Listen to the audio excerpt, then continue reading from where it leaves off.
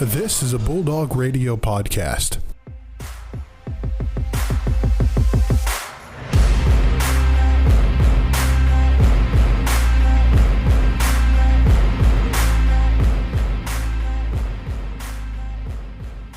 Welcome, everybody, another episode here on the MBSP. Brandon Wirth alongside my partner Joe Nagy here. What's up, everybody? It is a great day to be outside. Guess what, Joe? It's a beautiful day. I'm wearing shorts. Dude, I'm not getting judged. I didn't wear shorts today because it was actually warm out for once, so I didn't wear it, but... Is that that's ironic?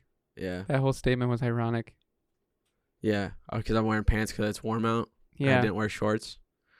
When I wore shorts, then it was cold out the other day.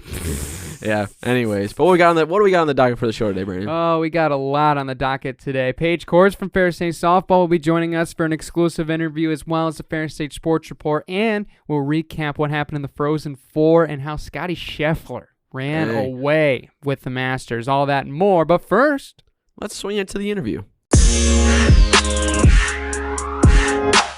Now joined in studio with Ferris State senior softball player Paige Kortz is joining us. Welcome, Paige. Hi, guys. So, Paige, you're nearing the end of your college career. What's been kind of the experience of both college ball as well as going all the way back to high school a few years ago? Like, which one's more favorite? Kind of what are the similarities you were able to kind of take from both of them, as well as like the differences? So in high school, I grew up playing softball with the girls. Some of them I played with since 9U. Yeah. So multiple years.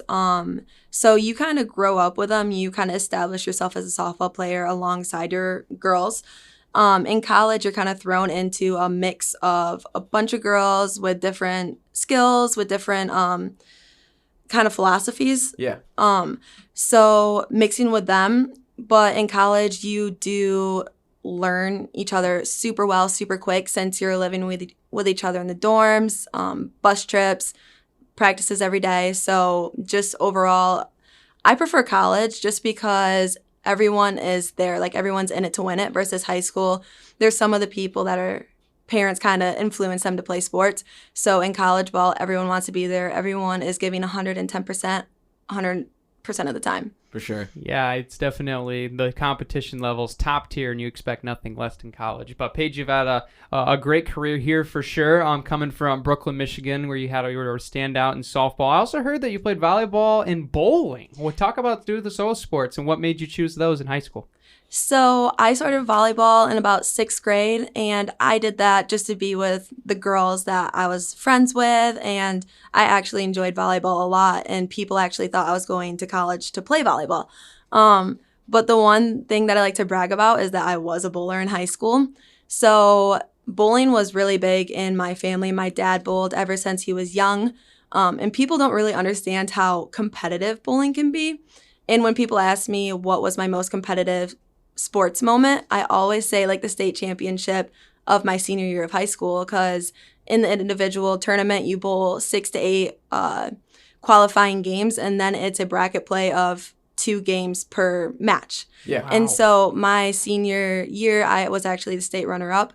Dang. And I ended up bowling like 16 games, and my thumb was about to like fall off. And so every time when people ask me about bowling, I try to explain, like, I walk into like bowling matches with 6 balls, because each one has a different core on the inside that makes the ball grab the lane a bit different. And every time you go to a tournament, there's this different oil pattern that's laid down, which kind of determines how your ball is going to roll. Mm-hmm. So because there's like weights in it that are kind of offset a little bit, right? That yes. Kind of I love bowling, and I feel like it's one of the sports that you can kind of take on your entire life. It's not like softball where you have a certain amount of years and then you're done. You can always go to the bowling alley and bowl. So yeah, that's really cool. Have you ever pulled a perfect game? I have not. My dad and my twin brother have. I think my highest game is around 250. So that's not nowhere near what I've gotten for sure. I think maybe mine's like a 70 or so. I just try, if they got speedometers on it, I just try to throw it as fast as I can. yes. Me too. That's really about it. Put the bumpers on and let it rip. Yep, absolutely. Yeah. You ever try to shark the bowling alley a little bit? Try to like go in there and be like, oh my gosh, like I don't know what I'm doing. And then you just go and bet against some people. See, all of my college friends know that I bowl, but when I obviously go to bowl up here in Big Rapids, I don't have my balls. And the big thing is I don't have my shoes, because bowling alley shoes are awful, because you're supposed to technically slide. Yeah. And so they're always so sticky. And so you always stick to the lane. And so whenever my friends beat me, it's a big ordeal. And I'm like, if I had my balls, I would beat you. So if I had my equipment, it'd just be like be in the trenches. I guarantee it. I know. So start of the year of the season in Lewis in the Superdome and stuff like that, as well as going down to Florida. What was that kind of like, going to all these different places and these different atmospheres to play, and then also just coming back home a couple weeks ago when it was super cold? Like, can you kind of talk about all those different atmospheres that you had to play in so far this season? Yeah, so the one big downside for me for softball is it is an outdoor sport. So the rescheduling, the cold weather, the rainy weather, we play in it, everything. So playing in the dome we absolutely love because we don't have to wear 10 layers of like cold gear. Inside there, it's all turf. So the first 2 tournaments we did have for preseason were on turf. The first time we played on dirt was in Florida. So that was a bit of an adjustment, mainly for the infielders and then also for the outfielders who actually have grass. So the ball isn't going to be speeding down the line because it does pick up speed on turf. Yeah. So the grass does slow it down. So just kind of acclimating and adjusting to the different playing surfaces. Yeah. Is that tough? Like, is there other like fields in the GLIAC that are like all turf and like all dirt and like just natural? Like, what's that kind of like? Yeah, so we have a turf infield, grass outfield, which is really rare. Like, I've never seen it, and when Coach said we were getting it, I was really surprised. Davenport has a synthetic dirt, so it does drain a bit better than regular dirt with a turf outfield. Purdue Northwest has a fully turf field, but there's different types of turf. Yeah. So they have a different type of turf than we do. So theirs is like less bouncy, and their turf is actually flattened because it's been there a bit longer than ours. Yeah. And then every other field in the conference is dirt infield, grass outfield. So it's a big mix.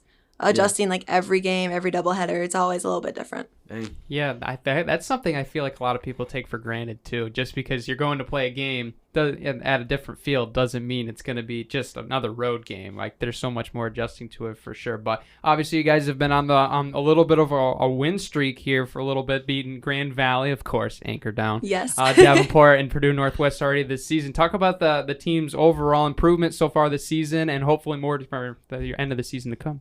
So at the beginning of the year, obviously we play together, but we only play about 6 fall ball games. So actually having the like different competition is a bit different because you can hit off your pitchers however much you want, but it's always different seeing someone you don't know as much. So beating Grand Valley was a huge win for us. It was the first time in 10 years. So being a 5th-year senior, I was like, heck yes. Like, this is great. Like, this is amazing. And everyone was on cloud 9. And then the next day we went and played Davenport, which is also really good competition in the GLIAC. And so we came out the first game and ended up mercying them in 5 innings. And so our team was just on cloud 9. It was amazing. And then actually this past Sunday, we did play Purdue, who is number 2 seed in the conference right now. And we actually took 1 game from them. We ended up splitting at home.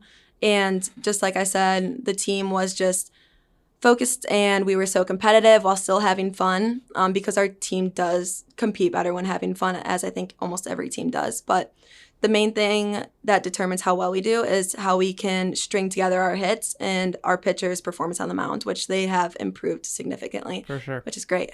And Davenport and Grand Valley are coming to town this weekend. What's that approach now going to be like, especially with it being Easter weekend? You know, you're going to kind of be traveling a lot more once the games are over, and especially 2 tough teams that are going to be coming to Big Rapids. Yeah, so they're definitely tough competition, and I think both of those teams kind of have a chip on their shoulder. Us not being necessarily the best team in the GLIAC, it's kind of embarrassing for them to honestly lose for us because we're the underdogs. Like, we aren't supposed to win. And so I feel like they're going to come in and they're going to come in hard. So we kind of have like scouting reports on what type of pitches each batter receives and like kind of scatter charts of where their hitters do hit the ball. Yeah. So that will help in our favor because we just played them 2 weeks ago. So I think we're going to go in, we're going to be competitive because we want another win. Like, we want to show them like it wasn't just a fluke. So just going in and being competitive and having that spirit that we're going to go in and we're going to win. For sure. Absolutely. And those that follow the team know you especially are notorious for being able to hit bombs on the field. What gives you so much power to hit so many home runs? I'm telling you, I don't know where that came from because I think I had like 5 or 6 home runs last year. And this year, just my swing is just different. And I'm hitting it over the fence and I'm not even knowing necessarily I mean, it feels good when it comes off the bat, but there's nothing necessarily that I actually changed. I know this year I tended to work on more inside pitches, which in the previous years I did work on outside pitches. So honestly, the only time I hit home runs is when I'm not trying, because whenever I try, it's either like a little ground ball or a fly out to the outfield. So honestly, all of my home runs have been like happy accidents, which is nice. Yeah. So true, though. If you try to hit a home run, not gonna never happen. will. No, never. Yeah. Coach give you the green light on 3-0 ever? So at the beginning of the season, yes, and then every time I have a 3-0, I kind of give him a look back since he's not at third base, and then he'll either like shake his head yes or no. And so typically I don't really get 3-0 counts this season. I used to be the queen of like getting late into the counts all the time, but I've been focusing on kind of attacking the ball early in the count, since that's typically when you get your best pitches. But he either like shakes his head yes or no. It really depends on the day. Yeah, for sure. And speaking of Coach Ian, it's a pretty interesting dynamic with the coaching staff, with Coach Ian and Kristen being married. Like, what's that like for, practices? They're kind of like, I don't know, like what's that relationship like with, with them being married and stuff like that? Yeah, so I think it's actually really good. Miss Coach, we call him Miss Coach and Mr. Coach. So Mrs. Coach tends to take over pitching and defense. Yeah. And Mr. focuses on offense. So they actually don't really overlap too much. The only time that they really work together is when creating the lineup for the actual game. Yeah. Which is understandable, obviously.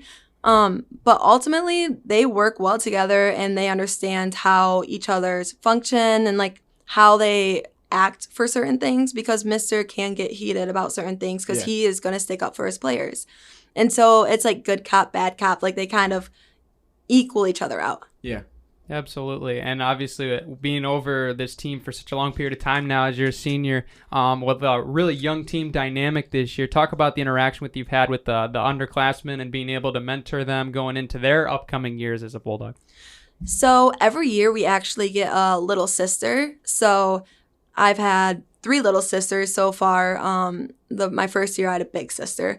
But ultimately, you just end up taking them under your wing. They are super enthusiastic. They absolutely are screaming their heads off in the dugout, which is super exciting to hear when you're up to bat or on the field. They put in a lot of hard work, and they actually have acclimated like super well from being away from home, and your parents who in high school kind of help you out quite a bit. Yeah. So they've actually done a really good job, and our team wouldn't be where we are because they actually also take a majority of our stats. So without them, we wouldn't necessarily have all of those records on other teams that we play this year. So, Who's your little sister this year? My little sister is Maddie Geekus, so she's the other outfielder. She's a sweetheart. That's really cool. For a staple in like all of college baseball, college softball players is the walk-up song, and you have a pretty solid walk-up song. I'm not gonna lie. I was in the press box. I was jamming to it. But what goes into it? Like, do you kind of deviate much from it? Does it change year to year? Like, kind of what's the thought process of when you choose it? So this year was the first year that I actually kept my walk-up song. We're allowed to have 2. So my freshman year was Jump by Van Halen. Oh, yeah. Solid. So that one was my dad, because I'm like, Dad, what am I supposed to pick? Like, had to be original. So I did that. And my sophomore year, I chose Yellow Claw, Till It Hurts. Mm-hmm. Or no, it was DJ Turn It Up. And so it was kind of like a bass drop type of thing, which really got me pumped going into like that batter's box.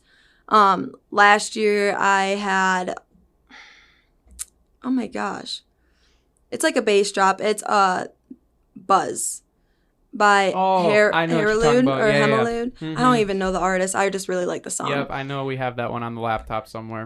And then so I decided to keep that one again just because it's more of a pump up for game 1. Yeah. And then for game 2, I switched it up. They haven't played it yet, but it's Fantasy by Mariah Carey. Ah, interesting. Yes. So that one's kind of just a little feel good, walk up to the plate, kind of strut your stuff and give you a little confidence, because if you feel good, you do good. So that was my thought behind that one. Absolutely. Feel good, play good, yeah. Yeah. Do you ever do your research and hear, like, if you hear somebody else's, you're like, oh, that's a good one. Have you ever thought about taking it? Or is it got to be original? It's got to be my own.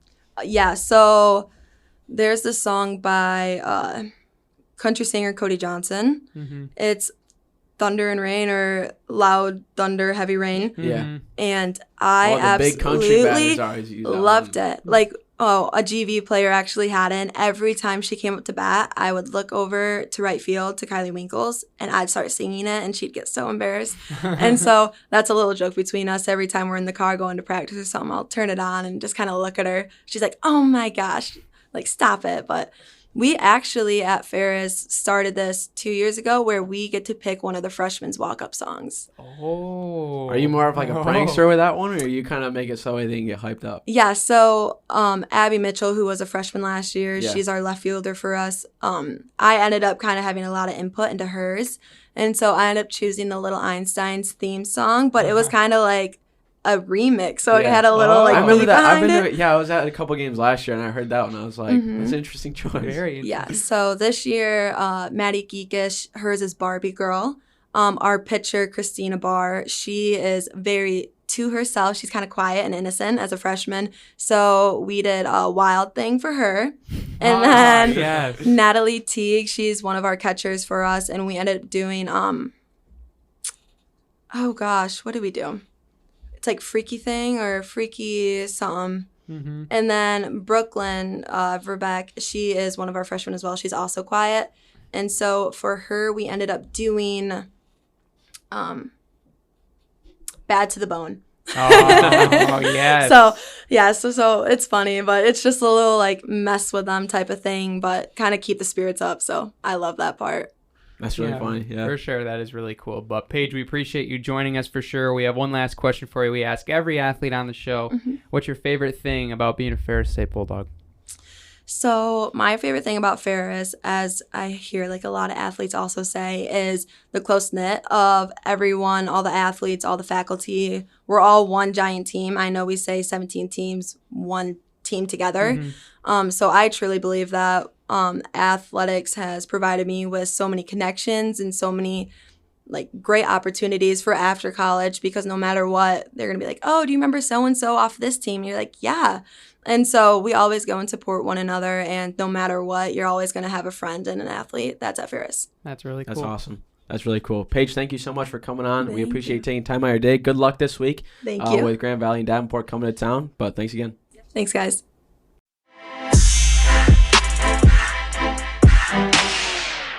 Once again, big thanks to Paige for coming on the show. Got a busy week coming up with all the games that got on and Easter weekend. So that's going to be a great time for all of us. I love to spend time with some family and the holiday as well. But we're going to hop into the Ferris State Sports Report. We'll start out with softball. A pretty solid weekend, as Paige mentioned. Split with Purdue Northwest, 4-1 in the first game, but lost 12-4. Didn't really get the bats going too well in the second game. But I think that's a good sign for these next two games coming up, Brandon, because Purdue Northwest is a pretty formidable team. Absolutely, yeah, and being able to get one from them, as Paige mentioned in the interview, was huge for this team, and them being number 2 in the conference, and I mean especially being able to shut them down with a great pitching performance. I mean, holding them 1 run, 5 hits was absolutely huge in that game. Christy Gray was awesome. 6 innings on the 5 hits, 1 earned, 2 strikeouts. Did really well. Defense played really well as well.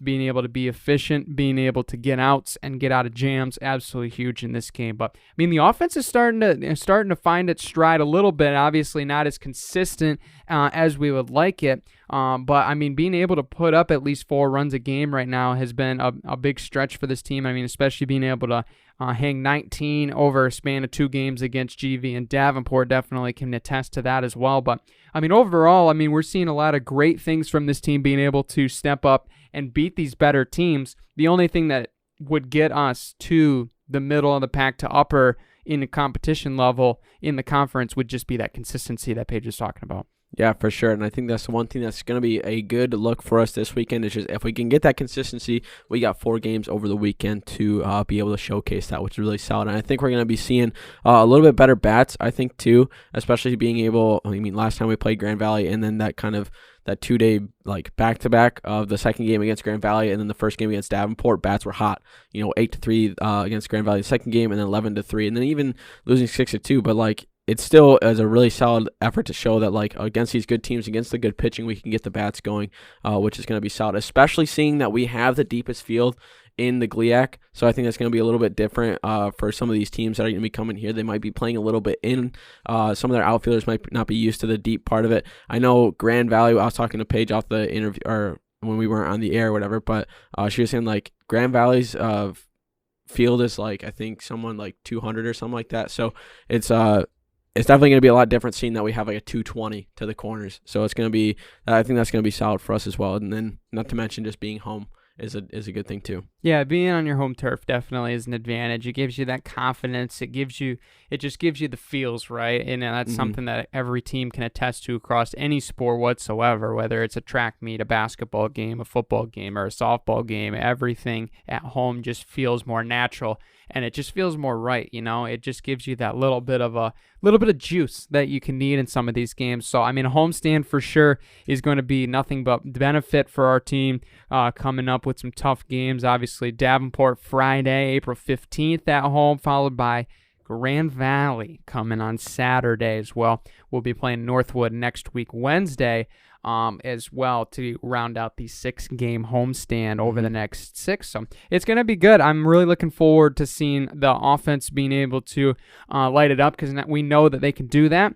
And I mean, our pitching has gotten a lot better. There's been some games we've gotten rocked for sure.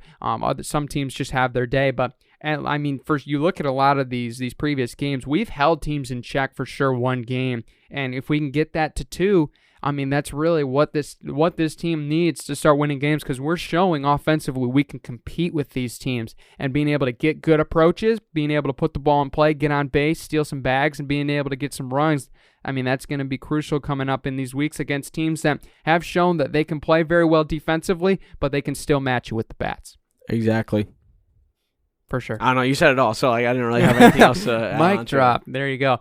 But obviously, you can check all that stuff out on the website, ferrisstatebulldogs.com, under the softball tab, or you can watch on the live stream, thanks 9 and 10 and View It Media as well. You can check out all those games live. We got Rob on the air now. Rob on the call on softball. Great. That was a great game I listened to last week. That was great against Purdue. So really good, high-quality stuff from the athletic department for sure. And speaking of the athletic department, before we move over into the rest of the Ferris State Sports Report, make sure if you're listening to this Tuesday or even tomorrow, Wednesday, we don't judge if you're a day behind. That's fine. Donate.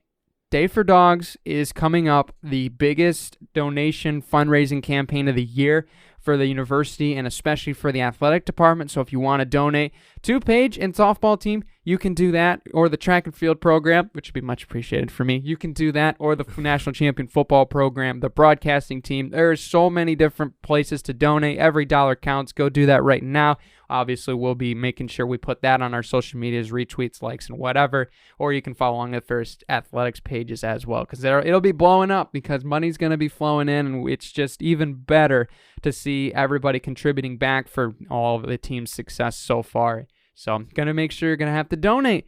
I know Joe said he was going to put $1 in, so hey, I was $1's check $1. the old bank account, see how much of the old funds I can put in there. Yeah, but we'll see. $1's $1, right? That is true. $1 is $1. Every dollar counts. Yeah, absolutely. So anyway, moving on over now let's go over to golf for a little bit. Obviously, read my mind. I was just about to say golf. Men was in action over the weekend at the Bill Blazer Memorial in Canton, Ohio. Really good performances from this men's squad overall. Nathan Kranick ended up finishing third place in his individual, as well as the team facing off in finishing in third as a team as well with a plus 14 score. Really, really solid performance, and we're seeing, once again, being able to chop down in the second round is been huge for this team, being able to make that moving day move with a lower score in the third round is definitely better, because there was teams that outshot us. I mean, especially Davenport, Wayne State, both outshot us in round one, but being able to chop down in round two, get down to business, make a move, was able to really not comparable 5-6 strokes on each team at least in these, and being able to overlap them for third and finishing only behind Southern Indiana and our rival Grand Valley State. But still, great performances from the men overall. Nathan Kranick had a great overall breakout tournament, and I mean, there was really all just across the board, fantastic performances. Mm-hmm. And even if you look at it too, I mean, Grand Valley, yeah, they finished in front of us, but we also topped Wayne State, Davenport, Northwood, Lake Superior State. So all these teams that are in, and Wayne State are the Wayne State second team, I think it is. We topped all those teams that we're going to be seeing in just a few short weekends with the GLIAC tournament. So for us to be able to show out that, like, yeah, we can really compete with some of these teams and we're formidable against like Grand Valley and stuff like that. It's only a 6-stroke difference. So that's just a bad day for one team and a good day for the other. So I think we're going to be really, really solid and in really good shape for this GLIAC tournament coming up, as well as what's the upcoming tournament again? It's not is it the GLIAC? Yeah, GLIAC's this Never week. mind. One weekend. Yeah, it's game time. It's a real deal. Buckle up. It's going to be a wild ride. And just like you mentioned, how many teams we were ahead of already in that tournament. That just shows that we're geared up, ready to go head-to-head against GV once again, just like last year, which is exactly what we want. Yeah. Revenge Part 2. The one bad thing is CATKey is not open, so, they're still going to be on the Sims. I don't know if they're going to open up this week or whatever, so that's like the one downside. They're going to have to be able to find a way to be able to, get some practice in on the actual course. I mean, you have the practice holes on, like, the range. I think the range is open, so you'll at least have that, but, like, when you don't have the actual like grass or like when you actually play on grass and stuff, it's a little bit different. So that's the one thing that you do kind of have to look out for this team. But hey, we've played so far so good this season, placing really well and always improving each time. So I think that's going to be one thing that you have to look out for. But is it going to be detrimental? I don't think so. Yeah, I mean, we've seen that they've been able to play really well just off of straight course preparation the day before and 2 days prior even going into these tournaments. But women as well are currently in action at the Cav Classic for the women's version as the men competed a week earlier in that tournament at Walsh. Right now they are competing today live if you're listening to this on Tuesday in round 2. Round 1 right now sitting at a 327 overall team score. That puts us 10th overall out of, I believe, 15, 16, or 17 teams, somewhere in there. But it was supposed to be a three-round tournament, but now I believe it is only going to be a 2-round tournament, so that we will have 18 holes coming later today. We'll find out how much they move up, because, I mean, we've seen it with them as well with the women's side. They're not afraid to be able to get on moving day, improve, and play spectacular golf in the later rounds of these tournaments. So I'm expecting them to move up. And right now we're in a great position to move up against some really good GLIAC competitors as well. I think we had somewhere around the 9th or their 10th spot, I believe, if I remember correctly, is Northwood. So they're within striking distance as well. Saginaw Valley is 9th, actually. I apologize.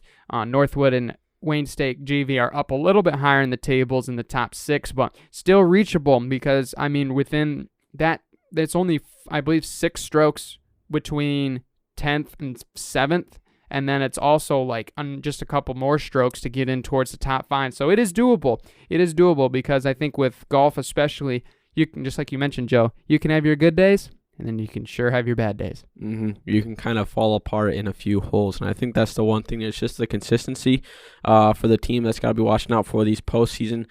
But like I said, like we've been making constant improvement. I mean, we were going from 4th and then we go from 7th, and then we go from tied 2nd a couple of rounds, and then we go to 3rd, and then we final 3rd, and we got some really good golfers. I mean, Nathan Kranick is really coming into his stride.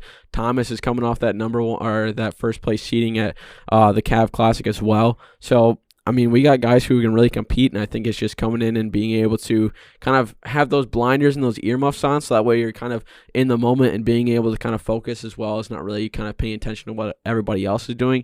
And I think that's going to be the key, especially seeing that's a 3-day tournament. You got Friday, Saturday, Sunday. So I sound like a Southerner. Sunday. Friday, Saturday, and Sunday for these GLIAC championships. It's going to be a long weekend, but that's what golf is, and I think it's just 3 solid days of competition. You just got to stay consistent. Yeah, for sure. Golf's a really hard sport. Golf's a really hard sport. It's really, you got to get out there and you just got to hit Mr. Mackey instead. Yeah, it's like, have you ever heard or listened to the Robin Williams golf bit? Where it's like, I whack a ball into a gopher hole. That is, every time I think of golf, I have to bring that up. But definitely good. Yeah, for sure. R.I.P. Moment of silence. Okay, we're good. All right, but definitely look out for the women's field. Lena Eldred sitting 5th right now, so she's in striking distance, potentially winning the tournament, which is always good to have somebody individually in competition, as well as a lot of her teammates around her. We're looking to improve here on this Tuesday final round at the Cav Classic, but you can follow that all online, ferrisstatebulldogs.com. But anyway, moving on over, track and field was in action. We took a nice little trip to Bellarmine, Kentucky, now located near Louisville, for a nice invitational. It was a really solid trip. Weather was not cooperative. We must have brought the Michigan weather. It was like 40 and windy and rainy the whole weekend, but that didn't stop us. We really put on some great performances. I think there was a lot of confidence going into the meet, and especially leaving for a lot of the performances we were able to have overall. I mean, Brianna Copley won the shot put. Hannah Brock won the 5K.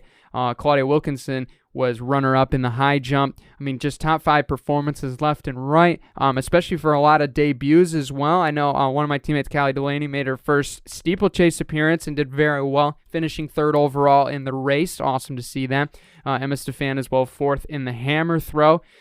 So really good to see a lot of these athletes making good jumps in their debuts on some of these new events going in outdoors, because we did have a little bit of a bug going on. I think that's just been with the weather. I think a lot of people have gotten sick over the last couple of weeks, and Mother Nature is certainly to blame for it. You can't tell me anything otherwise, but I mean, good overall performances across the board, and we got a lot of athletes being able to qualify for an elite meet coming up this weekend in Bucknell, Pennsylvania, for a Division I showdown, so that's going to be even more fun. And confidence right now is getting pretty high. I think everybody's starting to see the end of the tunnel. I know that I sure am, with a lot of the performances we saw this weekend and a lot of good things that we saw. Yeah, for sure. Yeah, it was definitely a fun. The thing though was when we got to the meet, like we were driving around, and Bellarmine's like overall campus was really cool. Like I got to run around it a little bit. Very hilly, but it was very cool. But like just the whole like vibe of everything was just kind of like every single building was on a hill. It seemed like just overlooking a valley of some sort. Yeah. And it was kind of weird because we were like driving kind of through the like it was pretty much suburbia wherever we were at the moment of time in Louisville, because we were like the first time we were driving there, we didn't know where it is, and we're kind of like looking out we know kind of where it is, but we had no idea. It was just like we came out of this tunnel like of trees and a couple houses, and then just boom. It's like literally somebody just literally chopped out, carved into this hill their entire like athletic complex of like their softball, baseball field, their track and field, which is not on their football field either, which was very interesting. But campus was really unique, but I think the weather was just terrible. Like literally, it was like 55, partly cloudy or sunny on Thursday when we were driving down there. Friday, 45 and raining by the end of the night when everybody was competing. Saturday was like 35 and windy. Like the wind was just nasty, and for a lot of the athletes that doubled too, it was just brutal going from those temps both days too. And then when we leave, 60 and sunny. Perfect. That's exactly what we needed, right? That's what we came down here for, and we didn't get it overall. But still, really proud of the team. Really proud of a lot of their performances, a lot of the wins, and being able to qualify. In a really good event overall. There was a lot of great successes to come, and obviously going to have a lot to look forward to this upcoming weekend. Yeah, I'm excited too to see what you guys do. You had some pretty sick pictures, not gonna lie. We're working on the media day stuff, you know. Yeah, we're working on it. You run, dude. Look pretty awesome, not gonna lie. Shout out to Kaylee Hugh if she's listening. Very solid photographs for sure, and just the ability to have I was going to bring my camera actually to take some video. To make another reel like I did an indoor, but I looked at the weather and I was just like, well, I'm not gonna get my camera out if it's gonna be 45 and raining and stuff. So I wimped out of that, but we did have some footage taken, so that was really cool overall, and it was a really good meet. So I'm really looking forward to seeing how next week goes, especially. And I know we have some athletes as well competing in a local meet as well at Siena Heights, I believe, or later in the week. For those not going to Bucknell, and that meet, I'm actually pretty jealous because their meet's on Thursday, so they'll have a nice 3-day recovery period with Easter instead of being on a car ride back at like 3 in the morning on Sunday. So, but it's gonna be fun. It's gonna be fun nonetheless. So, we'll be in action this weekend, and then we'll be back at Grand Valley the following weekend. The Al Owens Classic I thought it was relays for some reason, even though I ran it like 5 times. But it's going to be fun for sure. But rounding out the Ferris State Sports Report, tennis was in action this weekend. Men were at home against Wisconsin Eau Claire. Solid 7-0 sweep in the non-conference matchup Sunday. Solid performance, really. Now, I wouldn't really say I expected less, and certainly wouldn't, but I think there was a lot of things you could go into that weekend where, it's a non-conference game, or it's a non-conference match. You have this breakup. You have a lot of the situation that you consider of pulling some people out just for rest, and have had a long CLIAC schedule so far. But I mean, we kept a lot of them in there. So Matisse and Jan were in action. They got some wins. But I mean, this is a really tough Wisconsin Claire team. They really were a tough team. They gave us a lot of fights. 11-4 or something like that. Yeah, they're a really good team. Doubles, they were really good. They fought us, I believe, to at least 10 points in each game in the doubles. So in singles, we definitely took care of business in that department. That was really solid performances. So, but based off of what you could look outside on the schedule, this is kind of you consider a break week, right? Yeah. With going into it, but they didn't, and they were dominant against a really good team, and there was really there was no sign of relaxation. There was still attack mode. We're in the top 25 now. Finally, they got it right.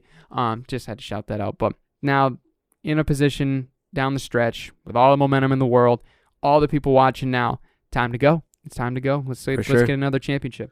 Exactly. Excited for these CLIAC championships.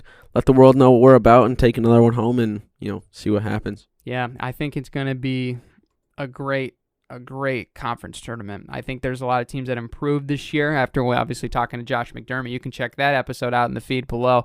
But there was a lot of great things that we saw from this team overall as far as flexibility and ability to step up, especially on the women's side as well. And I don't think they actually got to play this weekend, now that I look back at it. And that's a darn shame that they canceled that Eastern. I'm assuming they were trying to play outside, but of course Michigan weather had to screw it all up. Of course, always happens like that. But they'll be in action at Northwood next week, so that's going to be fun to look out for.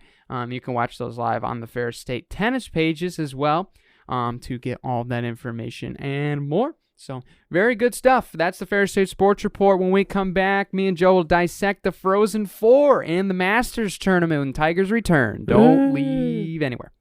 Over the past 2 years, this show has changed a lot. But one thing that has always stayed the same is our podcast platform and distributor. Anchor.fm is the one-stop shop to create, distribute, and monetize your podcast all for free. There's built-in uploading options and editing tools so that you can make and create and publish your episodes with ease and have all sorts of exclusive options as well as sponsorships, subscriptions, and even monetize ads as well. You can have all the analytics, all the insights to make your show number one. So if you're thinking about making a podcast, look first at Anchor by Spotify. That's anchor.fm.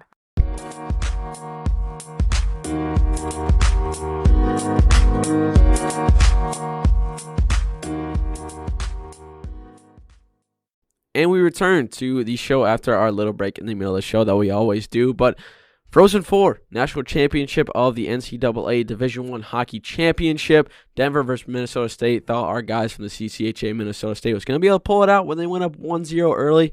But Denver just came out of nowhere with 5 unanswered goals to take the whole thing. Brandon, pretty solid game.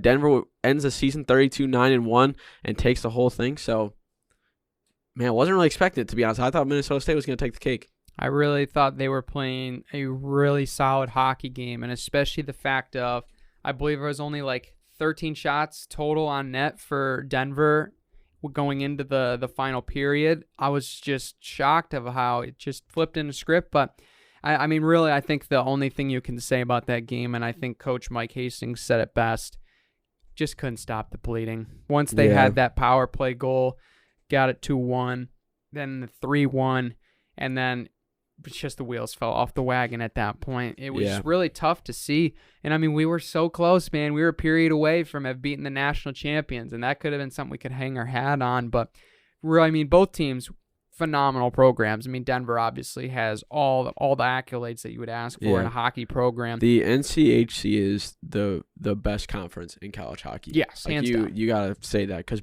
you could have made that conversation for Big Ten a couple years ago when like Michigan State was rolling, Michigan was rolling, Notre Dame had like Anders Lee and like that group and stuff. Mm-hmm. But NCHC, you got Denver, UMD, Western Michigan, North Dakota, everybody else that's a good hockey program. Yeah, pretty much.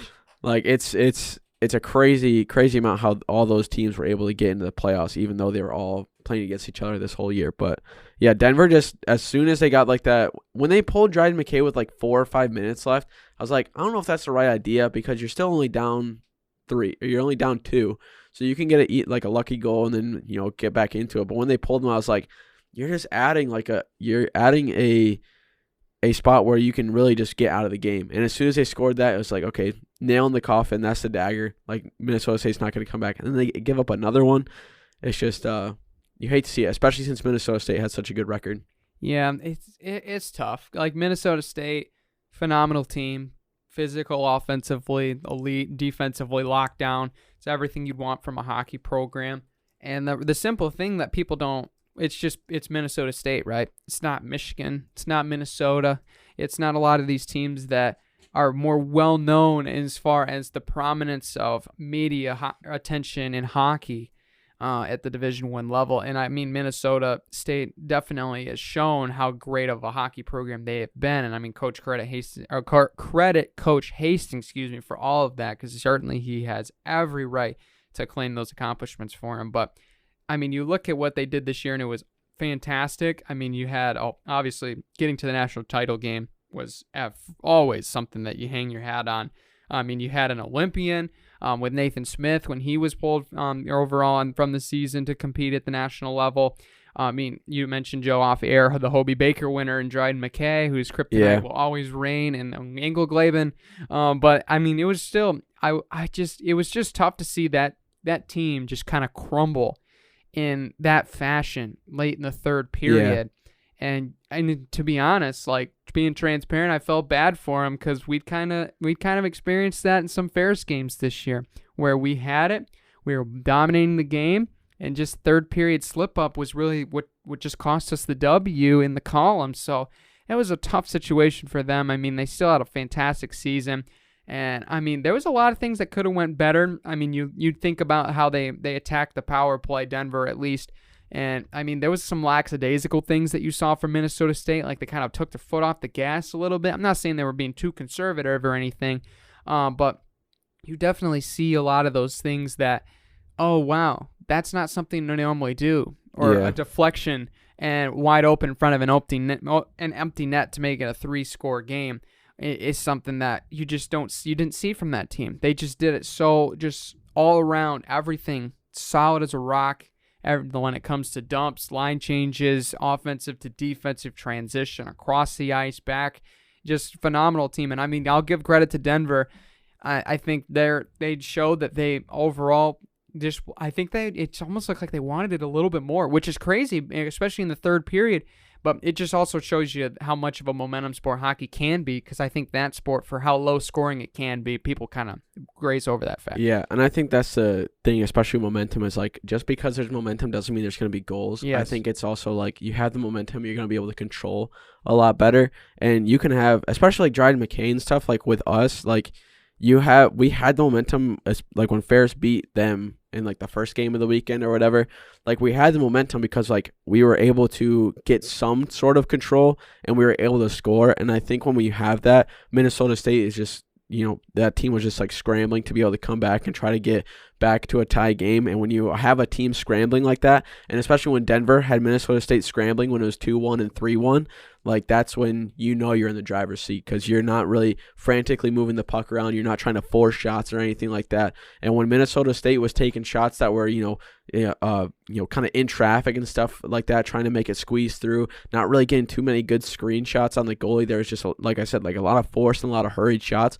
Then you're not really going to get too many past Denver, especially with how good their goalie was playing. It was absolutely ridiculous by how he was just a stone wall which was crazy. Especially seeing Magnus Krona, the guy from he from Sweden he was or whatever. He was really good. 27 saves and 1 goal allowed, like against one of the best high scoring offenses in the country. Wow, like that's insane. Yeah, and for Denver to come in and be able to do that, and especially like the neutral site and stuff, like Denver going half or all the way across the country, I think that kind of attests for how much resiliency and how much adversity they had to face. Yeah, I think you have to give a lot of credit to this Denver team, and I mean, obviously, they got here based off of being able to score, and they certainly did that. I mean, they're one of the top 4 teams offensively in the entire country, and they were able to capitalize that on the third period.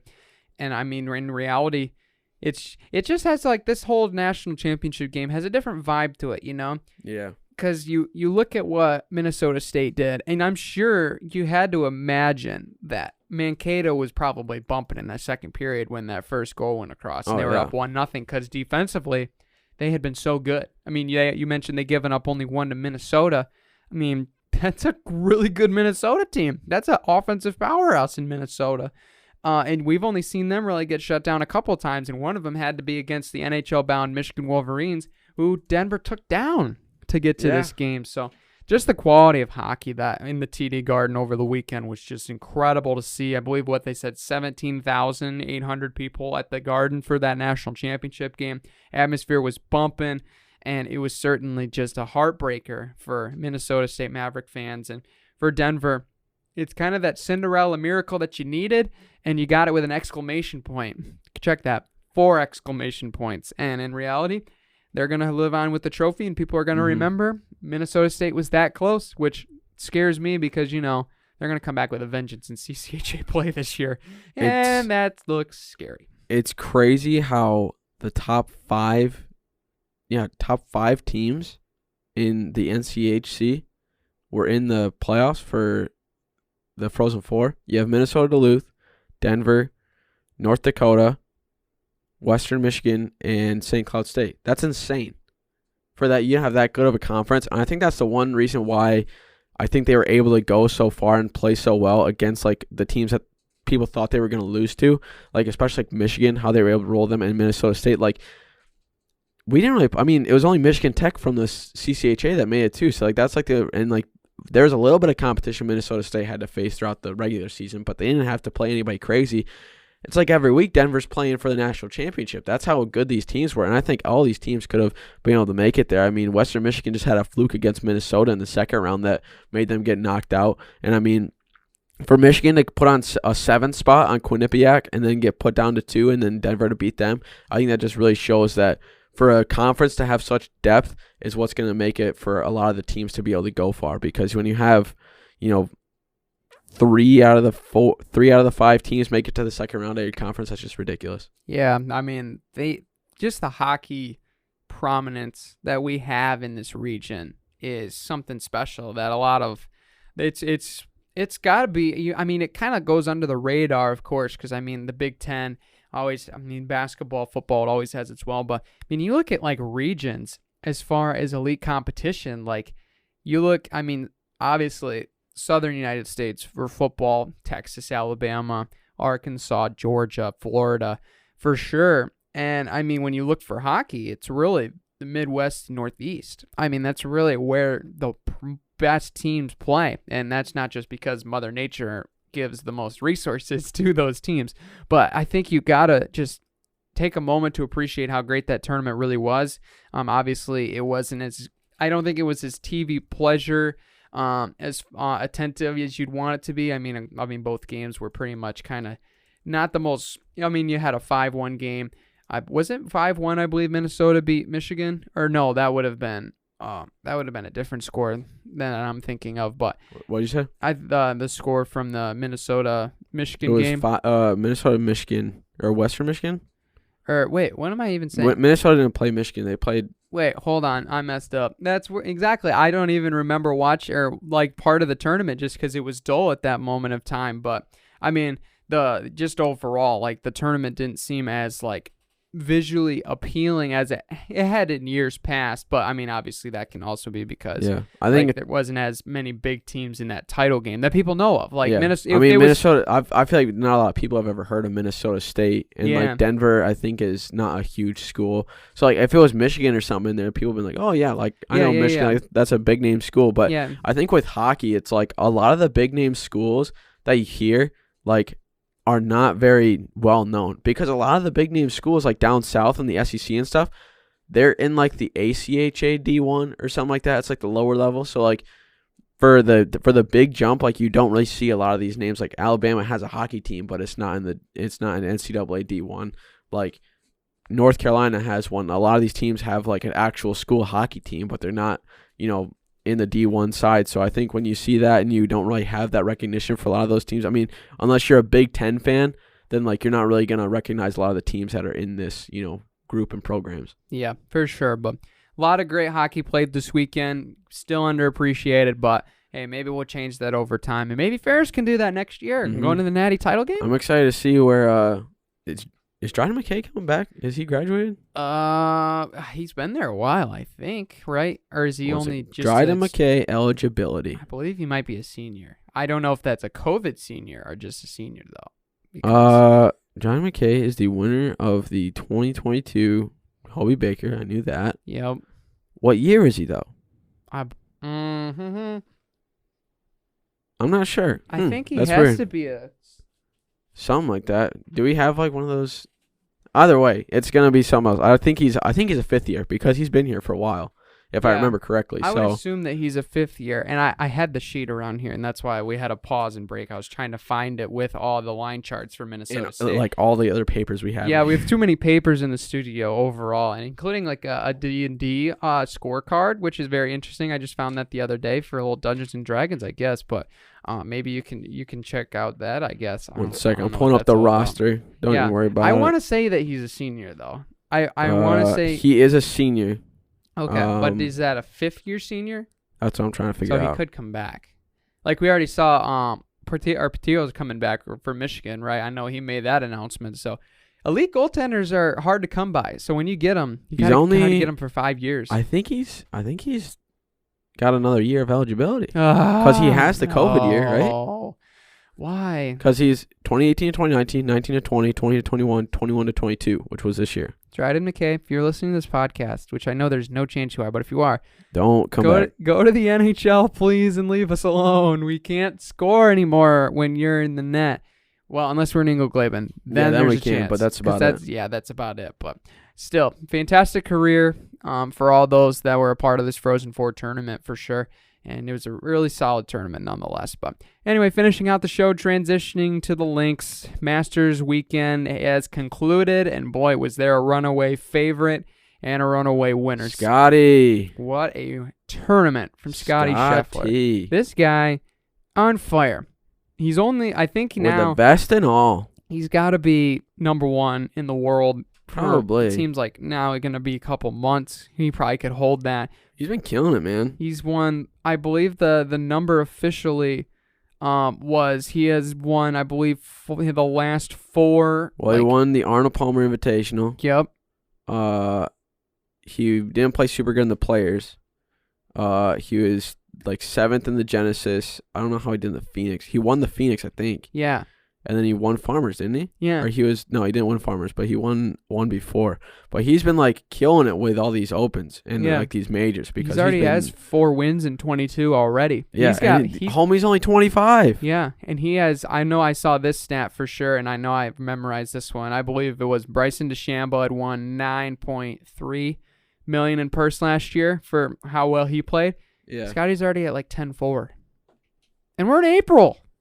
It's ridiculous. This dude's going to have 4 mansions by the end of the time the season's over. He's been on an absolute tear. And, I mean, early on in the round, too, I mean, just being able to get out of some tough situations, I think was really the key for him, especially going down the stretch in the back 9 against Cameron Smith. Oh, that terrible 12th hole, man. That thing is just going to eat players' breakfast for life. That hole really was the derailment of Cameron Smith's round, and it was just such a bummer because he was playing very solid. He was within striking distance. And I mean he started off, what was it, birdie, both one and hole 2. Yeah. And it was only 2 shots. Yeah. He was 2 shots behind, really going in. I think he was 3 by the time they got to the back 9. And then the 12th hole, I mean, I believe he triple bogeyed that one. I believe he got a 6 or a 7. Yeah. Knocked him back to 4 under after being 7 under. And then Scottie ended up birding the next hole, getting it to 11. But what a round also. Scottie Scheffler deserves all the credit in the world. But what Rory McIlroy I was just about to say incredible. McIlroy's performance was eclipsed by Scheffler's domination of it. McIlroy came out of nowhere in the final round. I think he was like -3 or -4 on the third day because he played incredibly well. And then like it was kind of like, oh, McIlroy's playing super good. Like we'll see if he finishes in the top 10 or so. And then he comes in with a -3 performance on the last day. And if Scheffler wasn't ahead, didn't have such a lights out performance on day 1, 2, and 3. McIlroy would have got his first major in like 7 years, or something like that, and he would have been a Masters champion. I think McIlroy, a lot of people are saying that he's past his prime and stuff like that, but I think he's gonna hit a second win here pretty soon. He was on like a little bit of a downturn for like these past couple years, because he had like that height of fame, was like near number 1, and then he fell down a little bit. But I think now with this performance, he's gonna solidify himself in a pretty solid spot. I'm not really. What's the next tournament? I can't remember off the top of my head. I want to say that PGA Tour. Would it be the PGA Championship? It's the RBC Heritage. Oh, Heritage. So I'm not sure if he's playing at that, but we got a couple more till the PGA Championship. We got 5 more. Yeah, it'll be interesting to see how we play at RBC. I know like that Heritage, course is going to be Mexico Championship, Wells Fargo Championship, AT&T Byron Nelson Championship, and then PGA Championship. Oh, wow. I was like 6 off. Yeah. That just shows how much I pay attention to golf. Not as much as I should, but I was watching this weekend. You see his hole out on the bunker? I and then did see Morikawa's that. a hole out on the same bunker? That was just nuts. That's literally the odds of one of those. 1 chip in. Yeah. Let alone 2 on the same hole. I thought he was going to be done after that one because that was just a bad hole in general because he went from bad drive to bunker to other side bunker, and then he holed it out to save par. And I was like, geez. And then Morikawa holds it out. I'm like, geez, that's even more crazier. Just absolutely fun. Sunday was insane. Sunday was just incredible. I mean, Rory's 8 under 64 to end up getting second place was just phenomenal. He was secured probably a cool 1.8 mil. Yeah, it's just crazy. Yeah, I saw this tweet when I was looking up some of the information about overall from the tournament, and it's Mark Harris is the handle. He said, Cam Smith birdies 11, one of just a few all week to keep within striking distance of Scottie Scheffler. Steps to the 12th tee, feeling it and is ready to pounce. Walks off the green with a triple and 6 shots back. Do you know how long of time that was in between? 15 minutes. What a game. Jeez. 15 minutes, you were within 2 strokes, and then your tournament's over. Just on 1 hole. It's crazy. Just insane. But I think one of the biggest things, too, was like we saw a lot of top-name guys struggled at Augusta National this weekend. Yeah, I mean, there was a ton. There was a lot of guys who did not play super good. Oosthuizen got knocked out right off the start. Yeah. Taylor Gooch was playing pretty solid the first couple of days. He was in the leaderboards, then he kind of fell apart near the end. Finished at +2. Matsuyama didn't play super great. He was +2 to finish that one. Rahm, who I thought was going to play good. I thought Rahm he was had a little bit of a fall apart there. Not the greatest. Webb Simpson didn't play super great. I'm trying to find other ones. Kisner looked pretty good when he was playing in the first couple of days when he made the cut, but then when he played with Tiger, he had a few little mishaps that brought him to +9. But he still secured a pretty solid bag. It's top 50 who would get paid out at the end. So a lot of these guys making money. Yeah, it's crazy. Because first place made 2.7. So Scottie made 2.7 million. McIlroy made 1.6. And then we had a tie for third. So I think Lowry and Smith split what third and fourth is combined, I think. Is that how it works? I think so. So they'd split 1.7, which would be about, I don't know. What is that? Math majors out there? 8.5 or so. 8.5 or 850,000. Oh, yeah. I did 17 divided by 2. And so I just, yeah. So 1.7, yep, which would be 17, divided by 2 between 2 people, which would be 8.5, so 850,000. Yeah, so about 850,000. So yeah, crazy stuff. And then Morikawa locked up $600,000, so probably more money than I'll ever make in a year he made in a quick little weekend. Yep, So, just a weekend of golf. yeah. Right, yeah, easy I mean, enough. if you're gonna place, might as well place at this Masters being the highest purse that is gonna pay out 11.5. Yeah, So. the purse I feel like is gonna go nothing but up now that we got so much going into advertising and media now in this days of sport, and it's not going down anytime soon. Here's a little debate question: do you think Nike Golf is wasting Tiger right now? What do you mean by wasting? So, I had this conversation with my brother. It's like what they could do with marketing with Tiger Woods right now, especially with him being back in the Masters, what they missed out on. They could have released so much throwback stuff, and they could have. I feel like they, especially at the height of his like the height of his fame, they did not really utilize him that well because they could have made so much money. Tiger's gone to FootJoy now. He doesn't wear Nike shoes anymore, and he's kind of eased back from like the Nike stuff and all that. Like he seems like more of like an old golfer, and I think they really wasted the potential that he had because like during his prime they like kind of built it up with like commercials and stuff, but like they could have done so much more with like signature stuff. But I don't know. I had that conversation with my brother, and I just thought they were like could have done a lot more with Tiger, especially for this weekend. Yeah, I can see that point. I think the word that comes or the concept that comes to my mind when it comes to Tiger and to Nike was just they didn't cherish the time they had together. Yeah, I think so was either. really the biggest part of it. They weren't able to capitalize on a lot of things, and obviously that mutual relationship we'll hear about for a time to come too. How that all went out, because I'm sure somebody's gonna ask like later in your career, why'd you go to FootJoy? Like you were with Nike your whole career, dude. The guy that's winning the tournament is wearing your shoes. You're wearing your Nike golf shoes. But I mean, obviously, where Tiger is now too, I feel like he knows he's in a different place. So that change definitely would have came across. Especially, I mean, just the fact that you compete at this tournament was just mesmerizing, inspirational. I think they'll probably like do a special release or something like if they want to do like a throwback because. When he first won the Masters, he was wearing like those golf shoes that kind of looked like the foam, not the foam posits, but they had like a little bit like a zipper look to it. Mm-hmm. Like they kind of look like a pair of Jordans. Yeah. They did a re-release of that, kind of like what Jordan does. Like if they kind of release some of Tiger's like golf shoes that he wore and like kind of like the throwback, kind of like what Jordan 1s, 2s, 3s and stuff like that, they can make so much money. Yeah, they could. I think there's a lot of opportunity there, and I think it'll be interesting to see how that all unfolds because I know we're gonna get a Tiger documentary. We're gonna get the inside scoop to everything. We'll get 30-30s. We'll get everything. Yeah, it'll certainly be fun. But there's gonna be a lot of great. I think there's gonna be a lot of great films that are coming out. Obviously, we'll get. I mean, we might get TB12's documentary when he retires, depending on whatever that is. But we'll have guys like Tiger Woods that we'll see the inside scoop of. We're getting Derek Jeter, the captain, is coming out sometime soon. For his story, so it's gonna be fun. I'm really looking forward to seeing all of those. But I mean, I'm a 30 for 30 enthusiast, so I'll watch all of them over and over and over again for sure. But those fans out there that listen to our show over and over, we appreciate you and being able to listen to this episode. We thank you so much for making us a part of your day, and we hope that we didn't disappoint too poorly. We hope to put out some pretty solid content. Yeah, we try. We try our best out here. We give it a try. Not going to lie, though, the last couple of weeks have been tough. We're getting towards the end of the semester, and we appreciate everybody that's hung on with us because, obviously, exam week getting tough. Mm-hmm. There's a lot of things going to be happening on campus. I know that we're going to be organizing. Obviously, we got the next week Special Olympics heart-to-heart, hand-in-hand intramural. It's like a unified basketball. It's a really sweet event, but we got all that stuff that we're also doing as well.